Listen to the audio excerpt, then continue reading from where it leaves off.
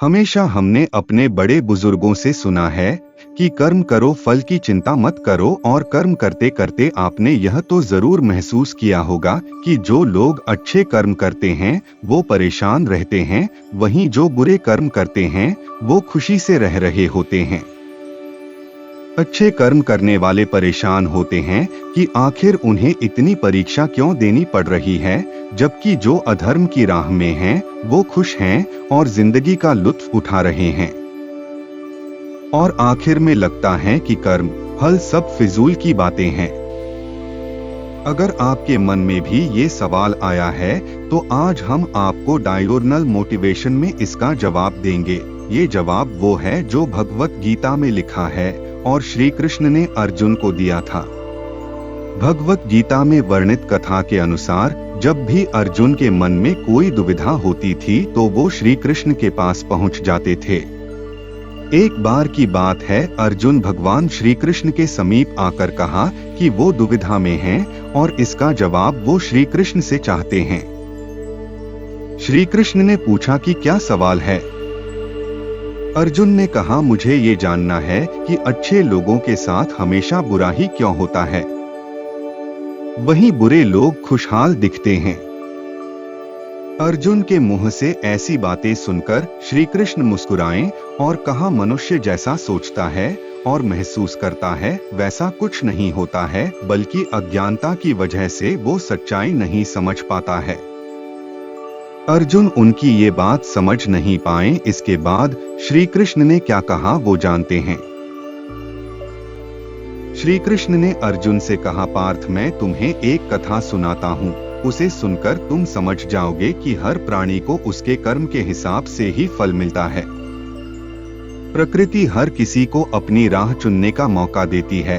अब वो मनुष्य की इच्छा पर निर्भर करता है कि उसे धर्म की राह चुननी है या अधर्म की। कथा शुरू करते हुए श्री कृष्ण ने कहा, एक नगर में दो पुरुष रहा करते थे। एक पुरुष व्यापारी था जिसके जीवन में धर्म की बहुत महत्ता थी। वो पूजा पाठ में यकीन रखता था। वो हर रोज मंदिर जाता था और दान धर्म भी करता था और हर रोज भगवान की पूजा करता था। वहीं दूसरा पुरुष बिल्कुल विपरीत था। वो हर रोज मंदिर तो जाता था लेकिन पूजा करने नहीं, बल्कि मंदिर के बाहर से जूते चप्पल चुराने। उसे दान और धर्म से कोई लेना देना नहीं था। समय बीतता गया और एक दिन बहुत जोर की बारिश हो रही थी। इस वजह से मंदिर में पुजारी के अलावा कोई नहीं था। ये बात जब दूसरे पुरुष को पता चली तो उसने कहा कि ये सही मौका है मंदिर का धन चुराने का। पंडित से नजर बचाकर उसने मंदिर का सारा धन चुरा लिया। उसी समय धर्म कर्म में विश्वास रखने वाला व्यक्ति भी मंदिर पहुंचा। दुर्भाग्य से मंदिर के पुजारी ने उसे ही चोर समझ लिया और चिल्लाने लगे। वहां लोग एकत्र हो गए और उसे बहुत मारा। किसी तरह वो बचते बचाते वहां से निकला तो दुर्भाग्य ने उसका साथ वहां भी नहीं छोड़ा। मंदिर के बाहर वो एक गाड़ी से टकरा गया और घायल हो गया। फिर वो व्यापारी लंगड़ाते हुए घर जाने लगा तो रास्ते में उसकी मुलाकात उस पुरुष से हुई जिसने मंदिर से धन चुराया था। उसने कहा, आज तो मेरी किस्मत चमक गई, एक साथ इतना सारा धन मिल गया। ये सब देखकर उसे बहुत बुरा लगा और उसने अपने घर से भगवान की सारी तस्वीरें निकाल दी। कुछ सालों बाद दोनों की पुरुषों की मृत्यु हो गई। मरने के बाद जब दोनों यमराज की सभा में पहुंचे और भले पुरुष ने दूसरे व्यक्ति को देखा तो उसे बहुत गुस्सा आया। उसने क्रोधित होकर यमराज से पूछ ही लिया, मैं तो हमेशा अच्छे कर्म करता था, दान में विश्वास रखता था, उसके बदले जीवन भर मुझे अपमान और दर्द ही मिला और इस व्यक्ति को नोटों से भरी पोटली। आखिर ऐसा भेदभाव क्यों? इस पर यमराज ने कहा, पुत्र तुम गलत समझ रहे हो। जिस दिन तुम्हारी गाड़ी से टक्कर हुई थी वो दिन तुम्हारे जीवन का आखिरी दिन था, परंतु तुम्हारे अच्छे कर्मों की वजह से तुम्हारी मौत सिर्फ एक छोटी से चोट में बदल गई। तुम इस दुष्ट व्यक्ति के बारे में जानना चाहते हो।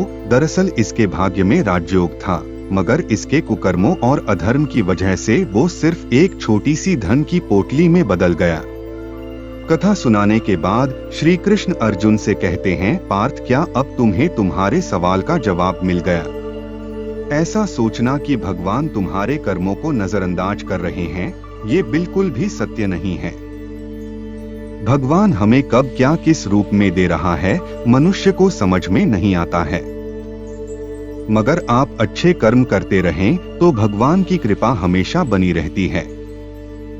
इसलिए अपने अच्छे कर्मों को बदलना नहीं चाहिए, क्योंकि उसका फल हमें इसी जीवन में मिलता है। इसलिए मनुष्य का फर्ज है कि वो हमेशा अच्छे कर्म करते रहें, क्योंकि श्री कृष्ण ने गीता में भी बताया है कि किसी के द्वारा किया गया कर्म बेकार नहीं जाता है, चाहे वो अच्छा हो या बुरा। इसीलिए कहते हैं कि कर्म करते रहिए, फल की चिंता मत कीजिए। धन्यवाद।